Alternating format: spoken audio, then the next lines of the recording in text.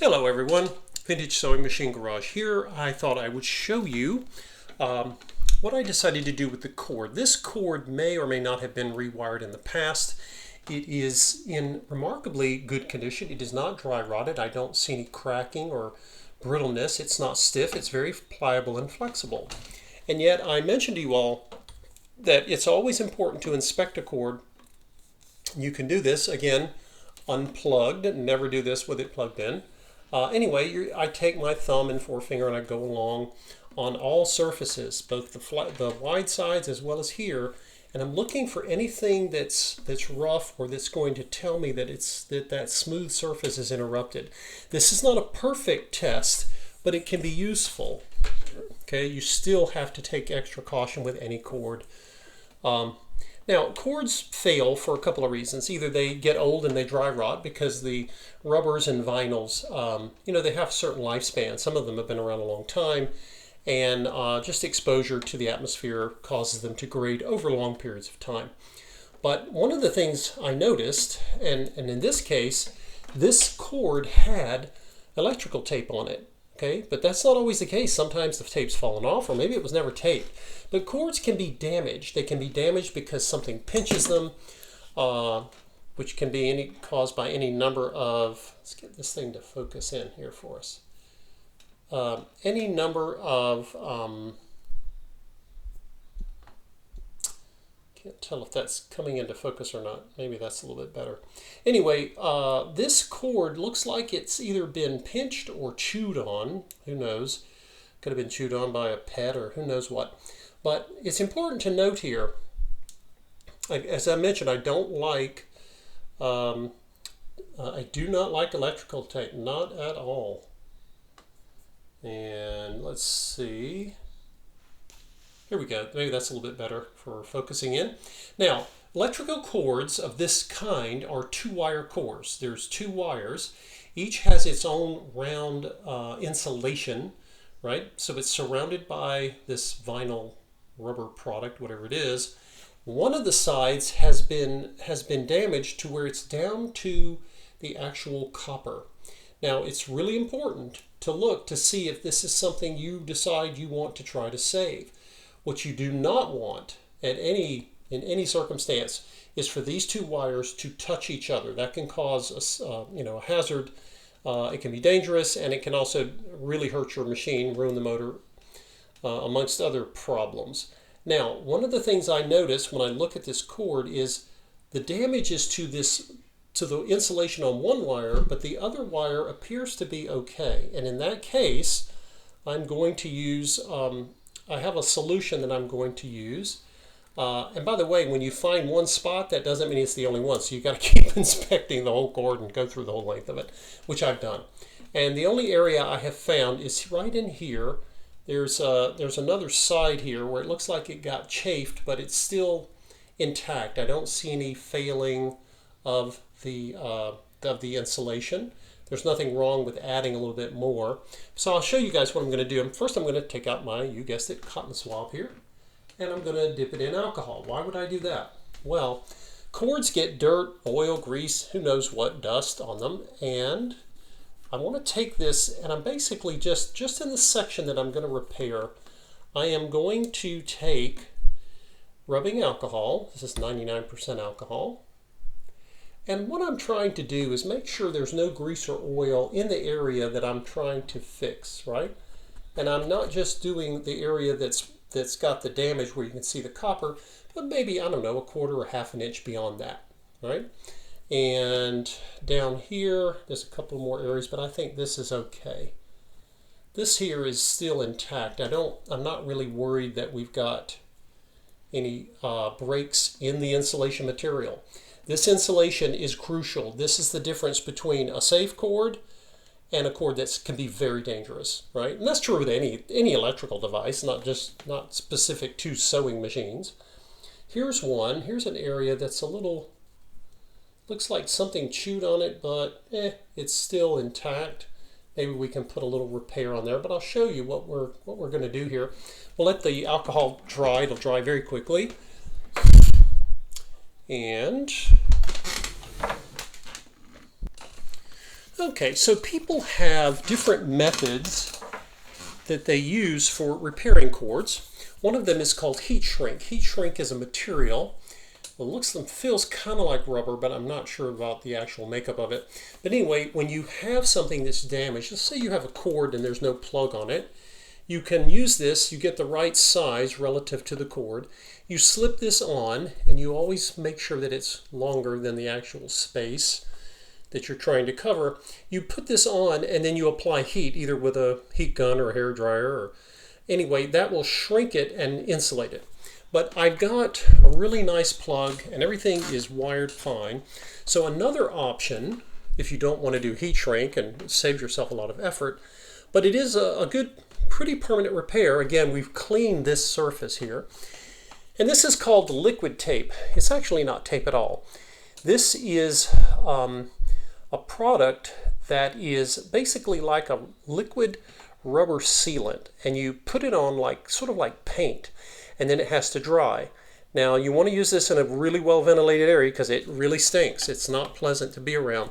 So I'm going to, first of all, I'm going to get our featherweight back out of the way here, and we'll get the cord set up here, and I'll let you guys see how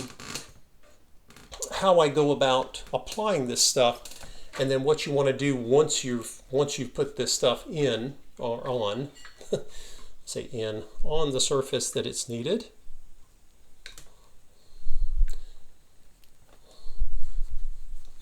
And you'll see me fidgeting with it here because I'm trying to get it elevated so we can see it, so you guys can see it along with me while we are still in decent light here.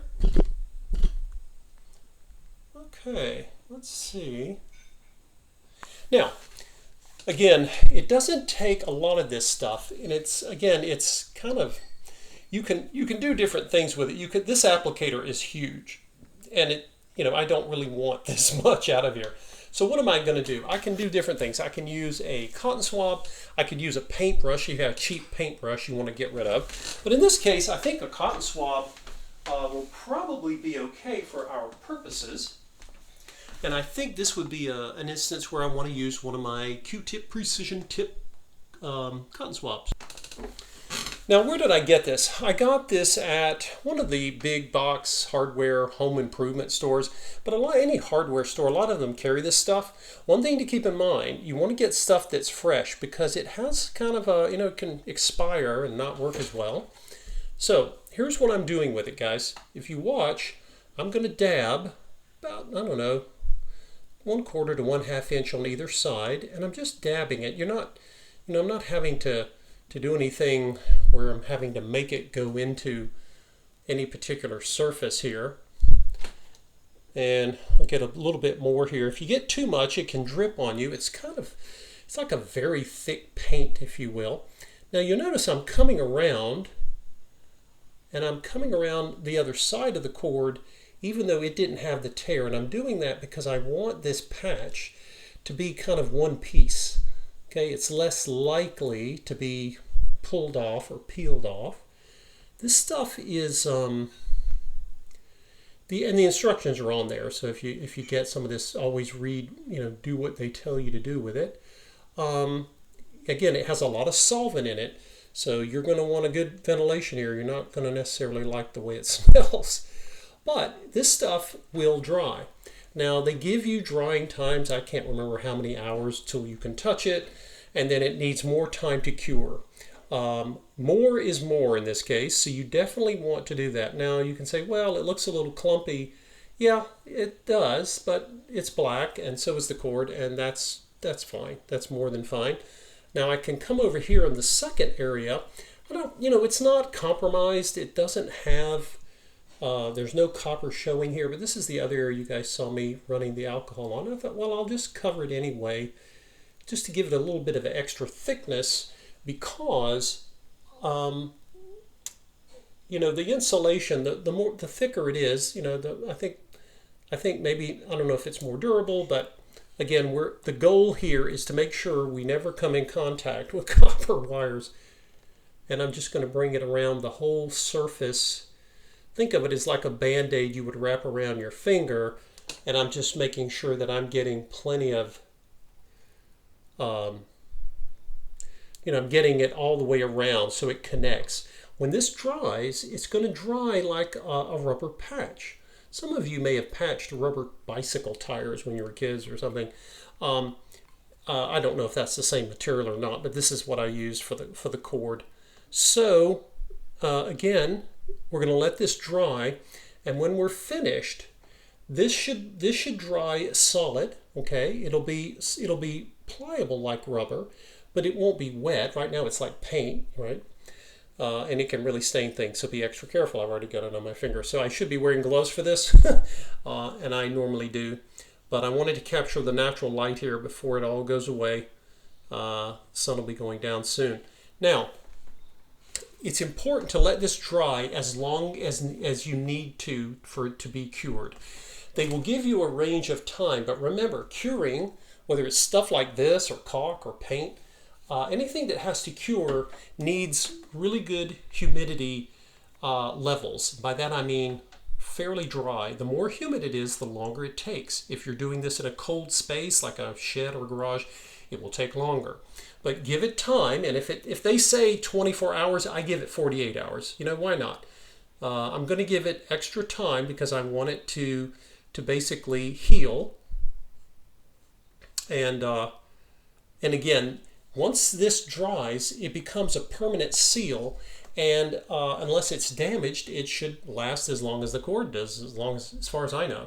But the point here is it's permanent. It is not like electrical tape that can come undone. Water, cold, heat can make electrical tape pop off. I just don't like it as a permanent fix. So again, this cord was in good shape. We didn't need to replace it. I'm not going to suggest to the client that they get a whole new cord or pay me to, the labor to rewire this one. It's just not needed. This is a very simple fix.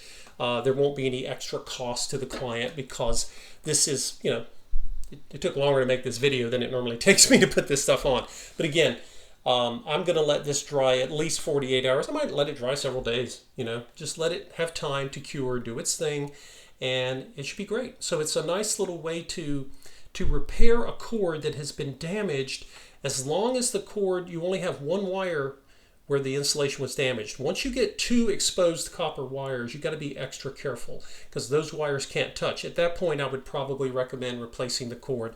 Again, you always use your best judgment on this, guys, because you know best.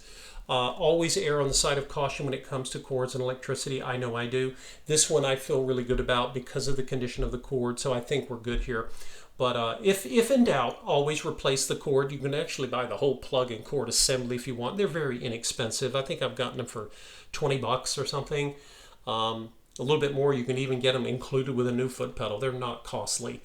Because they were Singers, a lot of aftermarket reproduction parts are out there, guys. So don't ever feel you have to use the original cord. But in this case, we did, and it basically just needs some curing time, and then the client will be coming to pick up the little featherweight, and they will continue on with their projects. But this was something I was doing, and I don't think I've actually shown this before, and I thought, well, let's make a video of this, because there are times when you cannot save it. If this was a dry rotted cord, don't bother doing this. Just replace it. It's it's a lost cause. But this is a good cord in good shape. It's just, like I say, who knows, maybe a puppy nibbled on it at some point in its life. But in this case, we just had one side that was damaged, and this is, in fact, this part didn't even show copper, but I wanted to give a little extra insulation where something had rubbed off. Some of the insulation had been cut or shaved or who knows what.